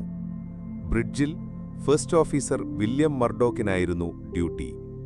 കപ്പലിന്റെ മുകളിലെ കാക്കക്കൂട് എന്ന് വിളിക്കുന്ന നിരീക്ഷണ സ്ഥാനത്ത് ഫ്രെഡറിക് ഫ്ലീറ്റും റിജിനാൾഡ് ലീയും തണുപ്പിനെ വകവയ്ക്കാതെ ഇരുട്ടിലേക്ക് കണ്ണും നട്ടിരുന്നു. പെട്ടെന്നാണ് ഫ്ലീറ്റ് അത് കണ്ടത്. ദൂരെ ഇരുട്ടിൽ ഒരു കറുത്ത നിഴൽ. കപ്പലിനോടടുത്തു വരുംതോറും അതിന്റെ വലുപ്പം വ്യക്തമായി. ഒരു പർവ്വതം പോലെ, ഒരു മഞ്ഞുമല. ഐസ്ബർഗ്, റൈറ്റ് അഹെഡ്, മഞ്ഞുമല നേരെ മുന്നിൽ എന്ന് അയാൾ ബ്രിഡ്ജിലെ ടെലിഫോണിലേക്ക് അലറി വിളിച്ചു. അതോടൊപ്പം മുന്നറിയിപ്പിന്റെ മണി 3 തവണ മുഴക്കി. ബ്രിഡ്ജിൽ മർഡോക്ക് ഒരു നിമിഷം പോലും പാഴാക്കിയില്ല. ഹാർഡ് എ സ്റ്റാർബോർഡ് എന്ന് അദ്ദേഹം ഉത്തരവിട്ടു. ഒപ്പം എഞ്ചിൻ റൂമിലേക്ക് ഫുൾ എസ്റ്റേൺ എന്ന നിർദ്ദേശവും നൽകി. 46,000 ടൺ ഭാരമുള്ള, മണിക്കൂറിൽ 41 കിലോമീറ്റർ വേഗതയിൽ പായുന്ന ആ ഭീമാകാരനെ ഒരു നിമിഷം കൊണ്ട് ദിശ മാറ്റാനോ നിർത്താനോ കഴിഞ്ഞിരുന്നില്ല. ഒരു വലിയ ആനയെപ്പോലെ ടൈറ്റാനിക് വളരെ സാവധാനത്തിൽ ഇടത്തേക്ക് തിരിയാൻ തുടങ്ങി. പക്ഷേ സമയം അതിക്രമിച്ചിരുന്നു. ഒരു വലിയ ഉരയലിന്റെ ശബ്ദത്തോടെ ടൈറ്റാനിക്കിന്റെ വലതുവശം ആ ഭീമൻ മഞ്ഞുമലയുടെ വെള്ളത്തിനടിയിലുള്ള ഭാഗവുമായി ഉരസി. ആ കൂട്ടിയിടി കപ്പലിന്റെ മുകൾ തട്ടിൽ അത്ര ശക്തമായി അനുഭവപ്പെട്ടില്ല. പല യാത്രക്കാരും അത് ശ്രദ്ധിച്ചതുപോലുമില്ല. ചിലർക്ക് ഒരു ചെറിയ കുലുക്കം അനുഭവപ്പെട്ടു. ഡെക്കിൽ കളിച്ചുകൊണ്ടിരുന്ന ചിലർ മഞ്ഞുമലയിൽ നിന്നടർന്നു വീണ ഐസ് കഷ്ണങ്ങൾ എടുത്ത് ഫുട്ബോൾ കളിക്കാൻ തുടങ്ങി. അപകടത്തിന്റെ വ്യാപ്തിയെക്കുറിച്ച് ആരും ബോധവാന്മാരായിരുന്നില്ല. എന്നാൽ കപ്പലിന്റെ അടിത്തട്ടിൽ യാഥാർത്ഥ്യം വളരെ ഭീകരമായിരുന്നു. ആ ഉരസൽ കപ്പലിന്റെ ഉരുക്കുപാളികളെ ഒരു ടിൻ പാത്രം പോലെ കീറിമുറിച്ചു. റിവറ്റുകൾ തെറിച്ചുപോയി. പാളികൾക്കിടയിൽ വിടവുകളുണ്ടായി. കടലിലെ തണുത്തുറഞ്ഞ വെള്ളം ഒരു പ്രളയം പോലെ കപ്പലിന്റെ ഉള്ളിലേക്ക് ഇരച്ചു കയറാൻ തുടങ്ങി. മുങ്ങാത്ത കപ്പൽ എന്ന് വിശേഷിപ്പിച്ച ടൈറ്റാനിക്കിന്റെ ആദ്യത്തെ 6 അറകളിലേക്ക് വെള്ളം അതിവേഗം നിറഞ്ഞു. ക്യാപ്റ്റൻ സ്മിത്ത് ഉടൻ തന്നെ ബ്രിഡ്ജിലെത്തി. കപ്പലിന്റെ ഡിസൈനറായ തോമസ് ആൻഡ്രൂസിനെ വിളിച്ചുവരുത്തി. അവർ ജൊമിച്ച് കപ്പലിന്റെ നാശനഷ്ടങ്ങൾ വിലയിരുത്തി. കപ്പലിന്റെ ബ്ലൂ പ്രിന്റുകൾ പരിശോധിച്ച ശേഷം ആൻഡ്രൂസ് ആ ഭയാനകമായ സത്യം ക്യാപ്റ്റൻ സ്മിത്തിനോട് പറഞ്ഞു. ഈ കപ്പൽ മുങ്ങാൻ പോകുകയാണ്. 4 അറകളിൽ വരെ വെള്ളം കയറിയാൽ പിടിച്ചു നിൽക്കാൻ ടൈറ്റാനിക്കിന് കഴിയുമായിരുന്നു. എന്നാൽ ഇവിടെ 6 എണ്ണത്തിൽ വെള്ളം കയറിയിരിക്കുന്നു. കപ്പലിന്റെ മുൻഭാഗം ഭാരം കൂടി താഴേക്ക് ചരിയുമ്പോൾ വെള്ളം സുരക്ഷാഭിത്തികൾക്ക് മുകളിലൂടെ അടുത്ത അറകളിലേക്ക് ഒഴുകും. അതൊരു ചെയിൻ റിയാക്ഷൻ പോലെ തുടരും. അദ്ദേഹത്തിന്റെ കണക്കുകൂട്ടൽ പ്രകാരം കപ്പലിനി 1-2 മണിക്കൂർ മാത്രമേ ആയുസ്സുള്ളൂ. ആ നിമിഷം ക്യാപ്റ്റൻ സ്മിത്ത് തന്റെ ജീവിതത്തിലെ ഏറ്റവും നിർണായകമായ തീരുമാനമെടുത്തു. വയർലെസ് ഓപ്പറേറ്റർമാരോട് അപകട സിഗ്നലുകൾ അയക്കാൻ നിർദ്ദേശിച്ചു. CQD, SOS, ഞങ്ങൾ മഞ്ഞുമലയിലിടിച്ചു, അതിവേഗം മുങ്ങിക്കൊണ്ടിരിക്കുന്നു, സഹായം വേണം. അപകടം നടന്ന് ഏകദേശം അരമണിക്കൂറിന് ശേഷം രാത്രി 11:05 ക്യാപ്റ്റൻ സ്മിത്ത് ലൈഫ് ബോട്ടുകൾ ഇറക്കാൻ ഉത്തരവിട്ടു.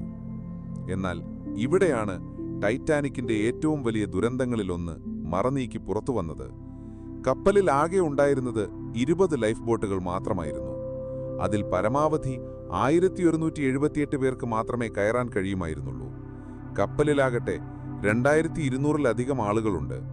1000-ലധികം പേർക്ക് രക്ഷപ്പെടാൻ ഒരു മാർഗവുമില്ലെന്ന് ആ കണക്കുകൾ വ്യക്തമാക്കുന്നു.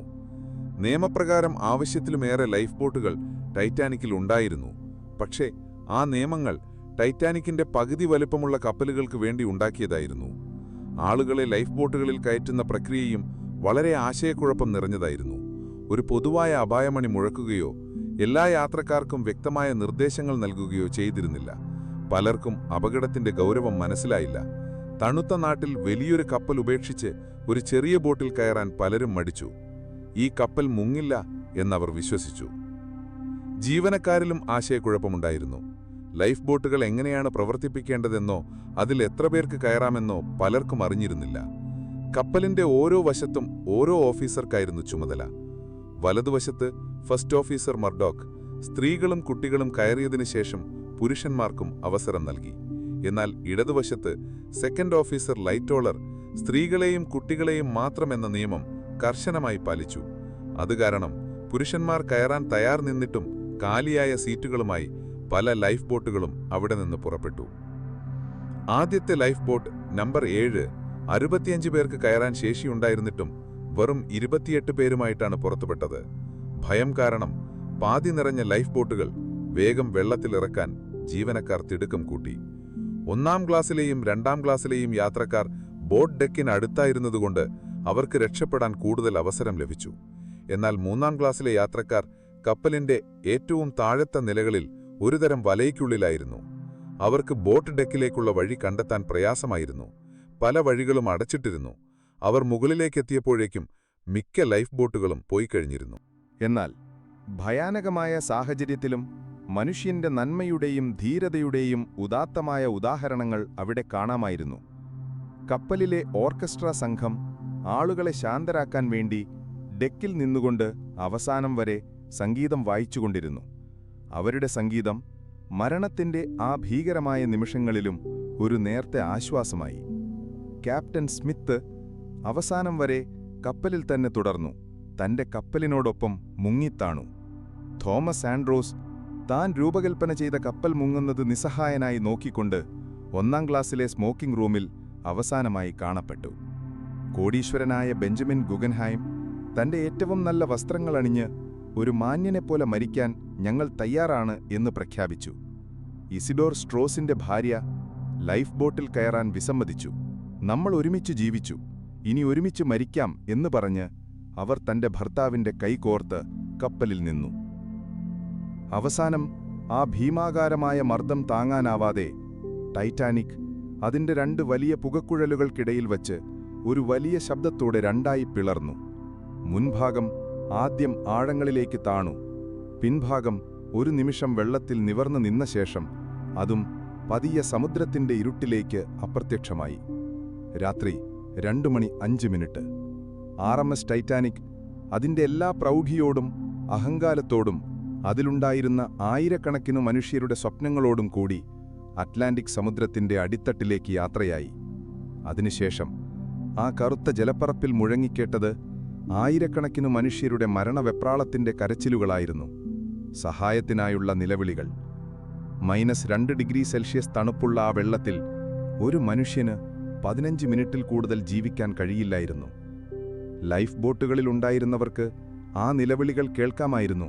പക്ഷേ ബോട്ട് മറിയുമെന്ന ഭയം കാരണം തിരികെ ചെന്ന് ആരെങ്കിലും രക്ഷിക്കാൻ ചുരുക്കം ചിലർ മാത്രമേ തയ്യാറായുള്ളൂ. അവർ തിരിച്ചെത്തിയപ്പോഴേക്കും ആ നിലവിളികളെല്ലാം നിശബ്ദമായി കഴിഞ്ഞിരുന്നു. സമുദ്രം വീണ്ടും ശാന്തമായി. നക്ഷത്രങ്ങൾ പഴയതുപോലെ തിളങ്ങി. പക്ഷേ ആ നിശബ്ദതയിൽ 1500-ലധികം ജീവനുകൾ എന്നേക്കുമായി പൊലിഞ്ഞുപോയിരുന്നു.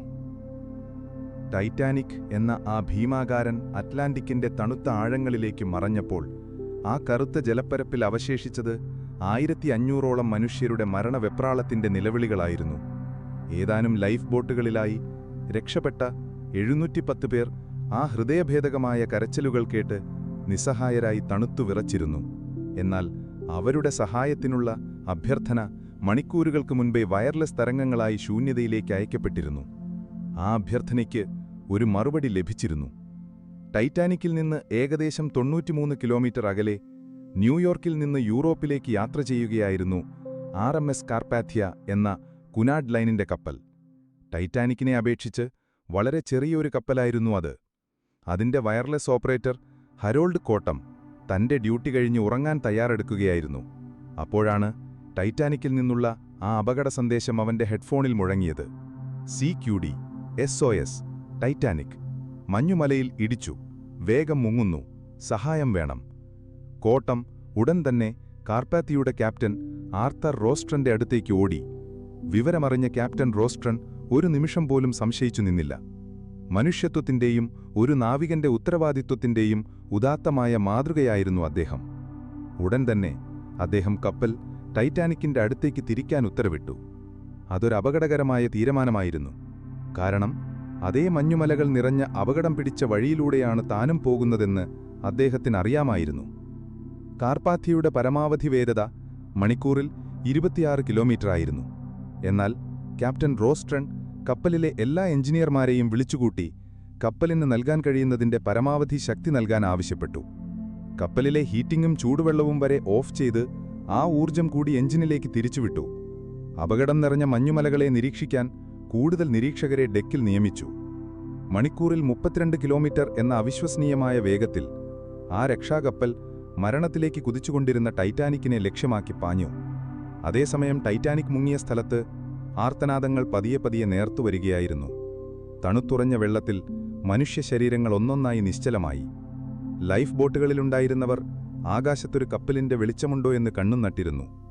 ടൈറ്റാനിക്കിന്റെ 5th ഓഫീസർ ഹരോൾഡ് ലോ തന്റെ ലൈഫ് ബോട്ടിലുണ്ടായിരുന്ന യാത്രക്കാരെ മറ്റു ബോട്ടുകളിലേക്ക് മാറ്റി കുറച്ചു ജീവനക്കാരുമായി ആ മൃതദേഹങ്ങൾക്കിടയിലേക്ക് തിരികെ ചെന്ന് തുഴഞ്ഞു. വല്ലപ്പോഴും കേൾക്കുന്ന നേർത്ത ശബ്ദങ്ങളെ പിന്തുടർന്ന് അദ്ദേഹം 4 പേരെ ജീവനോടെ കണ്ടെത്തി. പക്ഷേ അതിലൊരാൾ താമസിയാതെ ആ ബോട്ടിൽ വെച്ച് തന്നെ മരിച്ചു. ഏകദേശം പുലർച്ചെ 4 മണിയോടെ ലൈഫ് ബോട്ടിലുണ്ടായിരുന്നവർ ദൂരെ ഒരു വെളിച്ചം കണ്ടു. അത് കാർപാഥിയായിരുന്നു. പ്രതീക്ഷയുടെ ആ വെളിച്ചം കണ്ടപ്പോൾ അവർ തങ്ങളുടെ കയ്യിലുണ്ടായിരുന്ന വിളക്കുകൾ തെളിച്ചും ഉറക്കെ ശബ്ദമുണ്ടാക്കിയും ആ കപ്പലിന്റെ ശ്രദ്ധ ക്ഷണിച്ചു. കാർപ്പാഥ്യ ആ ദുരന്തമുഖത്തെത്തുമ്പോൾ ക്യാപ്റ്റൻ റോസ്റ്റൺ കണ്ടത് ഹൃദയഭേദകമായ ഒരു കാഴ്ചയായിരുന്നു.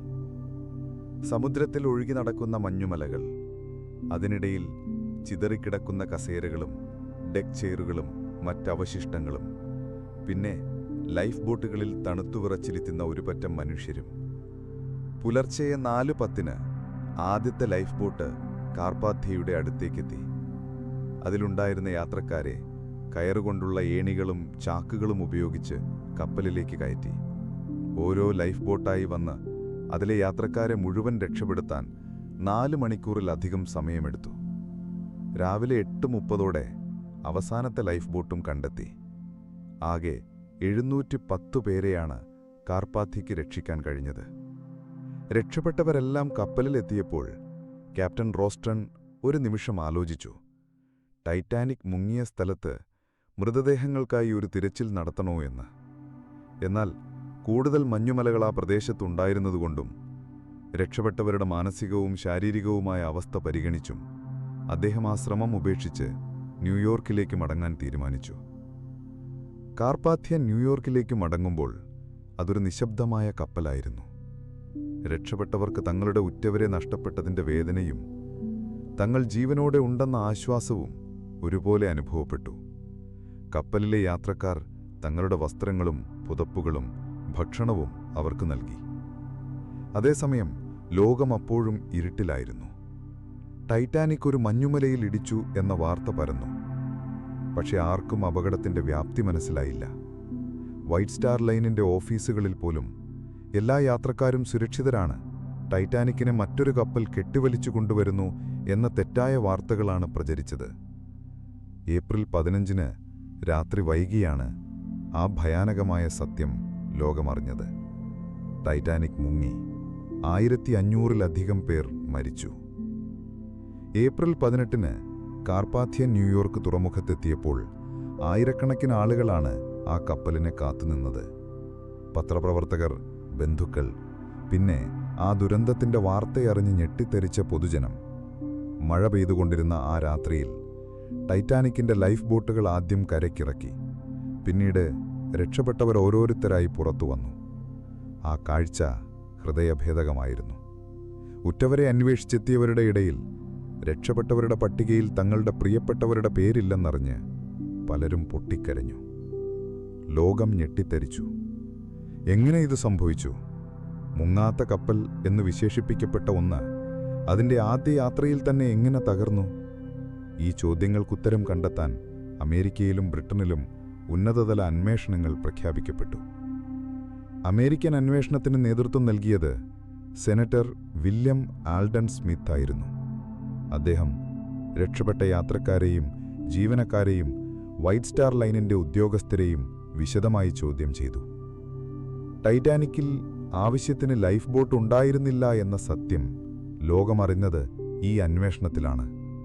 മുന്നറിയിപ്പുകൾ അവഗണിച്ച് കപ്പൽ അമിത വേഗത്തിൽ സഞ്ചരിച്ചതും സമീപത്തുണ്ടായിരുന്ന SS കാലിഫോർണിയൻ എന്ന കപ്പൽ ടൈറ്റാനിക്കിന്റെ അപകട സിഗ്നലുകൾ കണ്ടിട്ടും സഹായത്തിനെത്താതിരുന്നതും വെളിച്ചത്തു വന്നു. ബ്രിട്ടീഷ് അന്വേഷണവും സമാനമായ നിഗമനങ്ങളിലാണെത്തിയത്.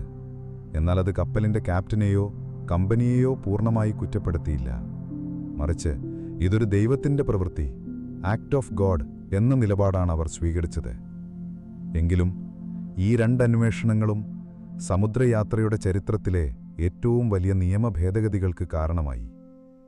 ഈ ദുരന്തത്തിൽ നിന്ന് ലോകം പഠിച്ച പാഠങ്ങൾ നിരവധിയാണ്. ഒന്നാമതായി, എല്ലാ കപ്പലുകളിലും അതിലെ മുഴുവൻ യാത്രക്കാർക്കും ജീവനക്കാർക്കും കയറാൻ ആവശ്യമായ ലൈഫ് ബോട്ടുകൾ ഉണ്ടായിരിക്കണമെന്ന് നിയമം വന്നു. രണ്ടാമതായി, ലൈഫ് ബോട്ട് ഡ്രില്ലുകൾ നിർബന്ധമാക്കി. എല്ലാ യാത്രക്കാർക്കും അപകടമുണ്ടായാൽ എങ്ങോട്ട് പോകണം, ഏത് ലൈഫ് ബോട്ടിലാണ് കയറേണ്ടത് എന്ന് വ്യക്തമായ നിർദ്ദേശങ്ങൾ നൽകണമെന്ന് നിഷ്കർഷിച്ചു. മൂന്നാമതായി, കപ്പലുകളിലെ വയർലെസ് സംവിധാനം 24 മണിക്കൂറും പ്രവർത്തിക്കണമെന്ന് നിയമം വന്നു. നാലാമതായി, ടൈറ്റാനിക് ദുരന്തത്തിന് ശേഷം വടക്കൻ അറ്റ്ലാന്റിക്കിലെ മഞ്ഞുമലകളെ നിരീക്ഷിക്കാനും കപ്പലുകൾക്ക് മുന്നറിയിപ്പ് നൽകാനും വേണ്ടി ഇന്റർനാഷണൽ ഐസ് പെട്രോൾ എന്ന ഒരു സംഘടന രൂപീകരിച്ചു. 1913 സ്ഥാപിതമായ ഈ സംഘടന ഇന്നും പ്രവർത്തിക്കുന്നു. അവരുടെ മുന്നറിയിപ്പുകൾ കാരണം അതിനുശേഷം ഇന്നുവരെ ഒരു മഞ്ഞുമലയിടിച്ച് ഒരു യാത്രക്കപ്പൽ പോലും അറ്റ്ലാന്റിക്കിൽ തകർന്നിട്ടില്ല. ടൈറ്റാനിക് എന്ന ദുരന്തം 1500-ലധികം ജീവനുകൾ കവർന്നെടുത്തു. പക്ഷേ അവരുടെ ആ മരണം വെറുതെയായില്ല. ആ ദുരന്തം സമുദ്രയാത്രയെ കൂടുതൽ സുരക്ഷിതമാക്കി. ഭാവിയിൽ ലക്ഷക്കണക്കിന് മനുഷ്യരുടെ ജീവൻ രക്ഷിക്കാൻ കാരണമായ പുതിയ നിയമങ്ങൾക്ക് അത് വഴിവെച്ചു. വർഷങ്ങളോളം ടൈറ്റാനിക് എവിടെയാണ് മുങ്ങിക്കിടക്കുന്നതെന്ന് ആർക്കും അറിഞ്ഞിരുന്നില്ല. 1985-ൽ ഡോക്ടർ റോബർട്ട് ബല്ലാഡിന്റെ നേതൃത്വത്തിലുള്ള ഒരു സംഘം അറ്റ്ലാന്റിക്കിന്റെ അടിത്തട്ടിൽ ഏകദേശം 12500 അടി താഴ്ചയിൽ രണ്ടായി പിളർന്നു കിടക്കുന്ന ടൈറ്റാനിക്കിന്റെ അവശിഷ്ടങ്ങൾ കണ്ടെത്തി. ആ കണ്ടെത്തൽ ടൈറ്റാനിക്കിന്റെ കഥയോടുള്ള ലോകത്തിന്റെ താൽപ്പര്യം വീണ്ടും ഉണർത്തി. ഇന്നും ആ ഇരുണ്ട തണുത്ത ആഴങ്ങളിൽ ടൈറ്റാനിക് ഒരു നിശബ്ദ സ്മാരകമായി വിശ്രമിക്കുന്നു.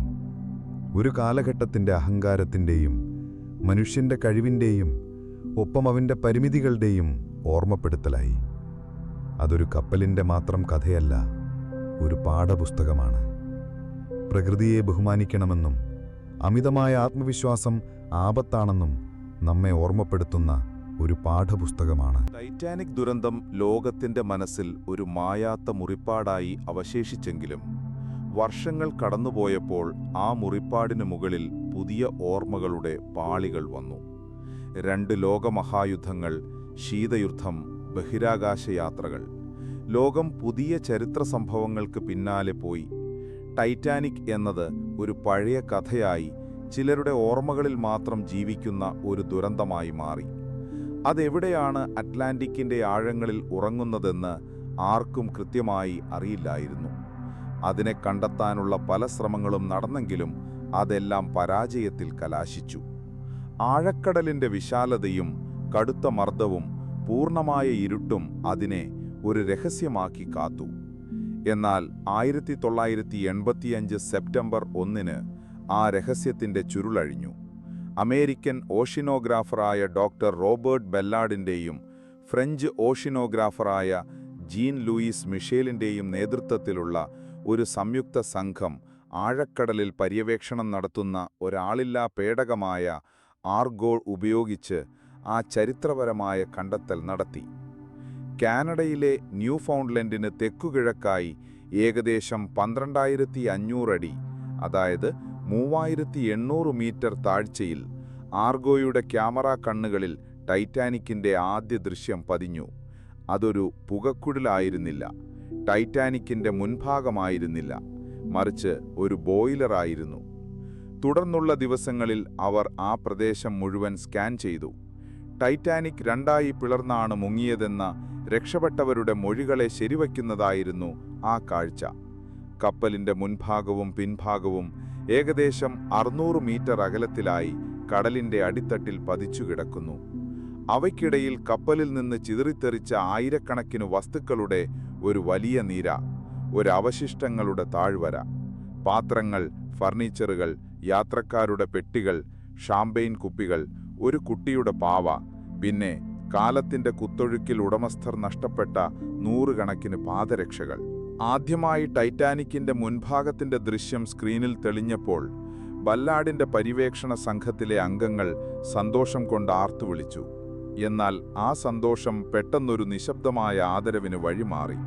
തങ്ങൾ നോക്കുന്നത് വെറുമൊരു കപ്പലിന്റെ അവശിഷ്ടത്തിലേക്കല്ല, മറിച്ച് 1500-ലധികം മനുഷ്യർക്ക് അന്ത്യവിശ്രമം നൽകിയ ഒരു ശവകുടീരത്തിലേക്കാണെന്ന് അവർ തിരിച്ചറിഞ്ഞു. അവർ കപ്പലിന്റെ ഡെക്കിൽ ഒരു ഫലകം സ്ഥാപിച്ചു, ആ ദുരന്തത്തിൽ മരിച്ചവരുടെ ഓർമ്മയ്ക്കായി. ബല്ലാഡിന്റെ ഈ കണ്ടെത്തൽ ലോകമെമ്പാടും ടൈറ്റാനിക്കിനോടുള്ള താൽപ്പര്യം വീണ്ടും ആളിക്കത്തിച്ചു. അതൊരു പുതിയ യുഗത്തിന് തുടക്കം കുറിച്ചു. ടൈറ്റാനിക് പര്യവേക്ഷണങ്ങളുടെ യുഗം. പിന്നീട് പല രാജ്യങ്ങളിൽ നിന്നുള്ള സംഘങ്ങൾ ആഴക്കടലിലേക്ക് യാത്ര ചെയ്തു. ടൈറ്റാനിക്കിന്റെ കൂടുതൽ വ്യക്തമായ ചിത്രങ്ങൾ പകർത്തി ആയിരക്കണക്കിന് വസ്തുക്കൾ അവിടെ നിന്ന് ഉപരിതലത്തിലേക്ക് കൊണ്ടുവന്നു. ഈ വസ്തുക്കൾ 1 നൂറ്റാണ്ടു മുമ്പുള്ള ആ ദുരന്ത രാത്രിയെക്കുറിച്ച് നമ്മോട് ഒരുപാട് കാര്യങ്ങൾ പറഞ്ഞു. തുരുമ്പെടുക്കാതെ കിടന്നിരുന്ന ഒരു ലെതർ ബാഗ് തുറന്നപ്പോൾ അതിനുള്ളിൽ ഒരു യാത്രക്കാരന്റെ വസ്ത്രങ്ങളും ഡയറി കുറിപ്പുകളും പണവും യാതൊരു കേടുപാടും കൂടാതെ ഇരിക്കുന്നുണ്ടായിരുന്നു. ഒരു ചീട്ടുകളിക്കാരന്റെ പെട്ടിയിൽ നിന്ന് അയാളുടെ കളിക്കാനുള്ള ചിപ്പുകൾ കണ്ടെത്തി. ഈ വസ്തുക്കൾ വെറും അക്കങ്ങളായിരുന്ന ആ യാത്രക്കാർക്ക് ഒരു മുഖവും ഒരു കഥയും നൽകി. അവ ലോകമെമ്പാടുമുള്ള മ്യൂസിയങ്ങളിൽ പ്രദർശിപ്പിക്കപ്പെട്ടു. ലക്ഷക്കണക്കിന് ആളുകളാണ് ആ നിശബ്ദമായ ശേഷിപ്പുകൾ കാണാൻ അവിടെ എത്തുന്നത്. എന്നാൽ ഈ പര്യവേക്ഷണങ്ങൾ വിവാദങ്ങൾക്കും വഴിതെളിച്ചു. ചിലർ വാദിച്ചു ടൈറ്റാനിക് എന്നത് ഒരു ശവകുടീരമാണ്, അതിനെ അതിൻ്റെ പാട്ടിന് വിടുകയാണ് വേണ്ടതെന്ന്. അവിടെ നിന്ന് വസ്തുക്കൾ എടുക്കുന്നത് ശവകല്ലറ കൊള്ളയടിക്കുന്നതിന് തുല്യമാണെന്ന് അവർ പറഞ്ഞു. എന്നാൽ മറ്റു ചിലർ വാദിച്ചു ഈ വസ്തുക്കൾ പുറത്തെടുത്ത് സംരക്ഷിച്ചില്ലെങ്കിൽ കടലിലെ ഉപ്പുവെള്ളവും സൂക്ഷ്മജീവികളും അതിനെ എന്നേക്കുമായി നശിപ്പിക്കുമെന്ന്. ആ കഥ വരും തലമുറകൾക്കായി കാത്തുവയ്ക്കേണ്ടത് അത്യാവശ്യമാണെന്ന് അവരും വാദിച്ചു. കാലം ടൈറ്റാനിക്കിനെ പതിയെ കാർന്നു തിന്നുകൊണ്ടിരിക്കുകയാണ്. ഇരുമ്പ് തിന്നുന്ന ബാക്ടീരിയകൾ ആ ഭീമാകാരമായ ഉരുക്ക് ഘടനയെ ദുർബലമാക്കുന്നു. തുരുമ്പിന്റെ വലിയ തൂണുകൾ റെസ്റ്റിക്കിൾസ് എന്ന പേരിൽ കപ്പലിന്റെ എല്ലാ ഭാഗത്തും തൂങ്ങിക്കിടക്കുന്നു. ശാസ്ത്രജ്ഞർ പ്രവചിക്കുന്നത് അടുത്ത ചില ദശാബ്ദങ്ങൾക്കുള്ളിൽ ടൈറ്റാനിക്കിന്റെ ഘടന പൂർണ്ണമായി തകർന്ന് കടലിന്റെ അടിത്തട്ടിലെ ഒരു തുരുമ്പിന്റെ പാടായി അത് മാറുമെന്നാണ്. ആ സ്വപ്നക്കപ്പൽ പ്രകൃതിയിലേക്ക് തന്നെ മടങ്ങിക്കൊണ്ടിരിക്കുകയാണ്. കടലിന്റെ ആഴങ്ങളിൽ ടൈറ്റാനിക് നശിച്ചുകൊണ്ടിരിക്കുമ്പോഴും മനുഷ്യന്റെ ഓർമ്മകളിലും സംസ്കാരത്തിലും അതെന്നത്തേക്കാളും ശക്തമായി ജീവിക്കുന്നു. ദുരന്തം നടന്ന തൊട്ടടുത്ത വർഷങ്ങളിൽ തന്നെ ടൈറ്റാനിക്കിനെക്കുറിച്ചുള്ള പുസ്തകങ്ങൾ, കവിതകൾ, പാട്ടുകൾ, സിനിമകൾ എന്നിവ പുറത്തിറങ്ങി. 1958 പുറത്തിറങ്ങിയ എ നൈറ്റ് ടു റിമെമ്പർ എന്ന ബ്രിട്ടീഷ് സിനിമ ആ ദുരന്തത്തെ വളരെ യാഥാർത്ഥ്യബോധത്തോടെ ചിത്രീകരിച്ചു. എന്നാൽ ടൈറ്റാനിക്കിനെ ലോകമെമ്പാടുമുള്ള പുതിയ തലമുറയുടെ ഹൃദയത്തിലേക്ക് എത്തിച്ചത് 1997 പുറത്തിറങ്ങിയ ജെയിംസ് ക്യാമറോണിന്റെ ടൈറ്റാനിക് എന്ന സിനിമയാണ്. ചരിത്രവും ഭാവനയും പ്രണയവും സാഹസികതയും ഒരുമിച്ച് ചേർത്ത ആ സിനിമ ലോകമെമ്പാടും ഒരു തരംഗമായി മാറി. ചരിത്രത്തിലെ ഏറ്റവും വലിയ പണം വാരി ചിത്രങ്ങളിലൊന്നായി അത് മാറി. ആ സിനിമയിലൂടെ, ജാക്കിന്റെയും റോസിന്റെയും പ്രണയകഥയിലൂടെ ലോകം ടൈറ്റാനിക്കിന്റെ ദുരന്തത്തെ വീണ്ടും അനുഭവിച്ചു. ഒരു നൂറ്റാണ്ടു മുമ്പ് ജീവിച്ചു മരിച്ച ആ മനുഷ്യരുടെ കഥ, സാധാരണക്കാരുടെ കഥ, അത് വീണ്ടും പറയപ്പെട്ടു. ഇന്നും ടൈറ്റാനിക് എന്ന പേരിന് ഒരു കാന്തിക ശക്തിയുണ്ട്. അതിനെക്കുറിച്ചുള്ള പുസ്തകങ്ങൾ ബെസ്റ്റ് സെല്ലറുകളാകുന്നു. ഡോക്യുമെന്ററികൾ സംപ്രേക്ഷണം ചെയ്യപ്പെടുന്നു. ബെൽഫാസ്റ്റിൽ ടൈറ്റാനിക് നിർമ്മിച്ച അതേ സ്ഥലത്ത് ഇന്ന് വലിയൊരു മ്യൂസിയമുണ്ട്. ലോകമെമ്പാടുമുള്ള ലക്ഷക്കണക്കിന് ആളുകളാണ് ഓരോ വർഷവും ആ കപ്പലിന്റെ ഓർമ്മകൾക്ക് മുന്നിൽ ആദരാഞ്ജലികൾ അർപ്പിക്കാൻ അവിടെ എത്തുന്നത്. എന്തുകൊണ്ടാണ് ഒരു കപ്പൽ ദുരന്തം നൂറ്റാണ്ട് കഴിഞ്ഞിട്ടും നമ്മെ ഇത്രയധികം ആകർഷിക്കുന്നത്? ഒരുപക്ഷെ അത് മനുഷ്യന്റെ അടിസ്ഥാനപരമായ വികാരങ്ങളുടെ എല്ലാം ഒരു സംഗമമായതുകൊണ്ടാവാം. പ്രണയം, ത്യാഗം, ധൈര്യം, ഭീരുത്വം, വർഗവ്യത്യാസം, മനുഷ്യന്റെ അഹങ്കാരം, പ്രകൃതിയുടെ ശക്തി എല്ലാമുണ്ട് ആ കഥയിൽ. അതൊരു വെറും ചരിത്രമല്ല, അതൊരു കണ്ണാടിയാണ്. ദുരന്തമുഖത്ത് നാം ഓരോരുത്തരും എങ്ങനെ പെരുമാറുമെന്ന് നമ്മെ തന്നെ നോക്കിക്കാണാൻ പ്രേരിപ്പിക്കുന്ന ഒരു കണ്ണാടി. അങ്ങനെ ഈ രാത്രിയിൽ, ഈ കഥയുടെ അവസാനത്തിൽ നമുക്കൊരു നിമിഷം ആ 1500ഓളം ആത്മാക്കളെ ഓർക്കാം. ഒരു പുതിയ ജീവിതം സ്വപ്നം കണ്ട പാവപ്പെട്ട കുടിയേറ്റക്കാരെ, തങ്ങളുടെ ആഡംബരത്തിൽ മതിമറന്ന ധനികരെ, അവസാനം വരെ തങ്ങളുടെ ഡ്യൂട്ടി ചെയ്ത ധീരരായ ജീവനക്കാരെ. അവരുടെ കഥ മനുഷ്യന്റെ പരാജയത്തിന്റെ കഥ മാത്രമല്ല, അവന്റെ അതിജീവനത്തിന്റെയും പ്രതീക്ഷയുടെയും സഹാനുഭൂതിയുടെയും കഥ കൂടിയാണ്. കടലിന്റെ ആഴങ്ങളിൽ ആ ഭീമൻ നിശബ്ദമായി ഉറങ്ങുമ്പോൾ അവന്റെ കഥ തിരമാലകളെപ്പോലെ തലമുറകളിലേക്ക് ഒഴുകിക്കൊണ്ടേയിരിക്കും. മനുഷ്യൻ അവന്റെ അഹങ്കാരത്തിന്റെ സ്മാരകങ്ങൾ പണിയുമ്പോൾ പ്രകൃതി എത്ര നിസ്സാരമായി അതിനെ തകർക്കുമെന്നോർമ്മിപ്പിച്ചുകൊണ്ട് എന്നേക്കുമായി. അങ്ങനെ നമ്മുടെ ഈ രാത്രിയിലെ യാത്ര അവസാനിക്കുകയാണ്. ഒരു സ്വപ്നത്തിന്റെ പിറവിയിൽ നിന്ന് തുടങ്ങി ഒരു ദുരന്തത്തിന്റെ ആഴങ്ങളിലൂടെ, അതിന്റെ അനന്തരഫലങ്ങളിലൂടെ കടന്ന് ഒടുവിൽ ഓർമ്മയുടെ ശാന്തമായ തീരത്ത് നാം തിരിച്ചെത്തിയിരിക്കുന്നു. ടൈറ്റാനിക് എന്ന ആ മഹാകഥയുടെ അവസാന താളുകൾ നമ്മൾ മറിക്കുമ്പോൾ ഒരു ചോദ്യം ബാക്കിയാകുന്നു. എന്തുകൊണ്ടാണ് ഒരു നൂറ്റാണ്ട് കഴിഞ്ഞിട്ടും ഈ ഒരൊറ്റ കപ്പൽ ദുരന്തം മാത്രം നമ്മുടെ എല്ലാം മനസ്സിൽ ഇത്രയധികം ആഴത്തിൽ പതിഞ്ഞുപോയത്? ചരിത്രത്തിൽ ഇതിനേക്കാൾ വലിയ ദുരന്തങ്ങളുണ്ടായിട്ടുണ്ട്. ഇതിനേക്കാൾ കൂടുതൽ ആളുകൾ മരിച്ച സംഭവങ്ങളുണ്ടായിട്ടുണ്ട്. എന്നിട്ടും ടൈറ്റാനിക് എന്ന പേര് കേൾക്കുമ്പോൾ മാത്രം നമുക്കുണ്ടാകുന്ന ഈ പ്രത്യേക അനുഭവം, ഈ ആകർഷണം എന്തുകൊണ്ടാണ്? ഉത്തരം ഒരുപക്ഷേ ടൈറ്റാനിക് എന്നത് വെറുമൊരു കപ്പലല്ല, അതൊരു പ്രതീകമാണ് എന്നതിലാണ്. പലതരം അർത്ഥങ്ങൾ ഒരേ സമയം ഉൾക്കൊള്ളുന്ന ഒരു വലിയ പ്രതീകം. ഒന്നാമതായി, അത് മനുഷ്യന്റെ അഹങ്കാരത്തിന്റെ പ്രതീകമാണ്. 20-ാം നൂറ്റാണ്ടിന്റെ തുടക്കത്തിൽ ശാസ്ത്രത്തിലും സാങ്കേതികവിദ്യയിലും മനുഷ്യൻ കൈവരിച്ച നേട്ടങ്ങളിൽ അഹങ്കരിച്ചിരുന്ന ഒരു കാലഘട്ടത്തിന്റെ പ്രതീകമാണ്. പ്രകൃതിയെ കീഴടക്കാൻ തനിക്ക് കഴിയുമെന്ന് വിശ്വസിച്ച മനുഷ്യൻ, ദൈവത്തിനു പോലും മുക്കാൻ കഴിയില്ല എന്ന് വീമ്പു പറഞ്ഞപ്പോൾ പ്രകൃതി ഒരു ചെറിയ മഞ്ഞുമലയുടെ രൂപത്തിൽ വന്നു നൽകിയ ആ കനത്ത പ്രഹരം നമ്മുടെ പരിമിതികളെക്കുറിച്ചുള്ള ഒരു വേദനിപ്പിക്കുന്ന ഓർമ്മപ്പെടുത്തലാണ്. ആധുനികതയുടെയും പുരോഗതിയുടെയും പരിമിതികളെക്കുറിച്ച് നമ്മോട് സംസാരിക്കുന്ന ഒരു ഉപമയായി ടൈറ്റാനിക് മാറി. രണ്ടാമതായി, അതൊരു സാമൂഹിക പരിച്ഛേദത്തിന്റെ പ്രതീകമാണ്. ആ കപ്പലിലുണ്ടായിരുന്ന 3 തരം ക്ലാസുകൾ അക്കാലത്തെ സാമൂഹിക ഉച്ചനീചത്വങ്ങളുടെ ഒരു നേർക്കാഴ്ചയായിരുന്നു. ഏറ്റവും മുകളിലത്തെ തട്ടിൽ ലോകം തന്നെ തങ്ങളുടേതാണെന്ന് കരുതിയ അതിസമ്പന്നർ, നടുവിൽ പ്രതീക്ഷകളും ആശങ്കകളുമായി ജീവിച്ച ഇടത്തരക്കാർ, ഏറ്റവും താഴെ മെച്ചപ്പെട്ടൊരു ജീവിതം മാത്രം സ്വപ്നം കണ്ട ആരും ശ്രദ്ധിക്കാനില്ലാതായിരുന്ന പാവപ്പെട്ട കുടിയേറ്റക്കാർ. ദുരന്തം വന്നപ്പോൾ ആർക്കാണ് രക്ഷപ്പെടാൻ കൂടുതൽ അവസരം ലഭിച്ചത്, ആരുടെ ജീവനാണ് കൂടുതൽ വില കൽപ്പിക്കപ്പെട്ടത് എന്ന കണക്കുകൾ ആ കാലഘട്ടത്തിലെ സാമൂഹിക അനീതിയുടെ കഥ കൂടിയാണ് നമ്മോട് പറയുന്നത്. മൂന്നാമതായി, അത് മനുഷ്യന്റെ നന്മയുടെയും തിന്മയുടെയും ഒരു പരീക്ഷണശാലയായിരുന്നു. മരണത്തെ മുഖമുഖം കണ്ടപ്പോൾ മനുഷ്യന്റെ ഉള്ളിലെ ഏറ്റവും നല്ലതും ഏറ്റവും മോശമായ വികാരങ്ങളും പുറത്തുവന്നു. സ്ത്രീകളെയും കുട്ടികളെയും രക്ഷിക്കാൻ വേണ്ടി സ്വന്തം ജീവൻ ബലിയർപ്പിച്ച പുരുഷന്മാരുടെ ധീരതയുടെ കഥകൾ നമ്മൾ കേട്ടു. അവസാനം വരെ സംഗീതം വായിച്ച ഓർക്കസ്ട്രയുടെയും തന്റെ കപ്പലിനോടൊപ്പം മുങ്ങിത്താണ ക്യാപ്റ്റന്റെയും ത്യാഗത്തിന്റെ കഥകളും. അതേസമയം മറ്റുള്ളവരെ തള്ളിമാറ്റി സ്വന്തം ജീവൻ രക്ഷിക്കാൻ ശ്രമിച്ചവരുടെ ഭീരുതയുടെ കഥകളും ചരിത്രത്തിൽ ഇടം നേടി. ആ 2 മണിക്കൂർ 40 മിനിറ്റിനുള്ളിൽ മനുഷ്യന്റെ സ്വഭാവത്തിന്റെ എല്ലാ മുഖങ്ങളും ആ കപ്പലിന്റെ ഡെക്കിൽ അരങ്ങേറി. നാലാമതായി, അതൊരു പ്രണയത്തിന്റെ പ്രതീകമാണ്. ചരിത്രത്തിലെ യഥാർത്ഥ പ്രണയകഥകൾക്ക് പുറമെ ജെയിംസ് കാമറൂണിന്റെ സിനിമയിലൂടെ ലോകമറിഞ്ഞ ജാക്കിന്റെയും റോസിന്റെയും സാങ്കല്പിക പ്രണയകഥ ടൈറ്റാനിക്കിനെ ഒരു ദുരന്തകഥയെന്നതിലുപരി ഒരു അനശ്വര പ്രണയത്തിന്റെ പശ്ചാത്തലമാക്കി മാറ്റി. ആ കഥ ടൈറ്റാനിക്കിനെ പുതിയ തലമുറകളുടെ ഹൃദയത്തിലേക്ക് ആഴത്തിൽ പതിപ്പിച്ചു. അവസാനമായി, ടൈറ്റാനിക്കിന്റെ കഥ ഒരു പാഠമാണ്. ആ ദുരന്തത്തിൽ നിന്ന് ലോകം പഠിച്ച പാഠങ്ങൾ സമുദ്രയാത്രയെ എന്നേക്കുമായി മാറ്റിമറിച്ചു. ഇന്ന് നമ്മളൊരു കപ്പലിൽ സുരക്ഷിതമായി യാത്ര ചെയ്യുന്നുണ്ടെങ്കിൽ അതിനൊരു പരിധിവരെ നാം കടപ്പെട്ടിരിക്കുന്നത് 1912 ഏപ്രിൽ 15 ആ തണുത്ത വെള്ളത്തിൽ പൊലിഞ്ഞുപോയ 1500-ലധികം ജീവനുകളോടാണ്. അവരുടെ മരണം വെറുതെയായില്ല. ഇപ്പോൾ കടലിന്റെ ആഴങ്ങളിൽ 2 കഷ്ണങ്ങളായി തുരുമ്പെടുത്ത് ഇരുട്ടിൽ വിശ്രമിക്കുകയാണ് ആ സ്വപ്നക്കപ്പൽ. കാലം അതിനെ പതിയെ കാർന്നു തിന്നുന്നു. ഒരു നാൾ അത് പൂർണ്ണമായും ഇല്ലാതാകാം.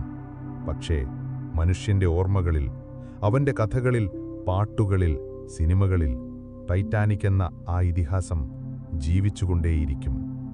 അതുകൊണ്ട് ഈ രാത്രിയിൽ ഉറങ്ങാൻ പോകുമ്പോൾ നമുക്ക് ആ കഥയോർക്കാം.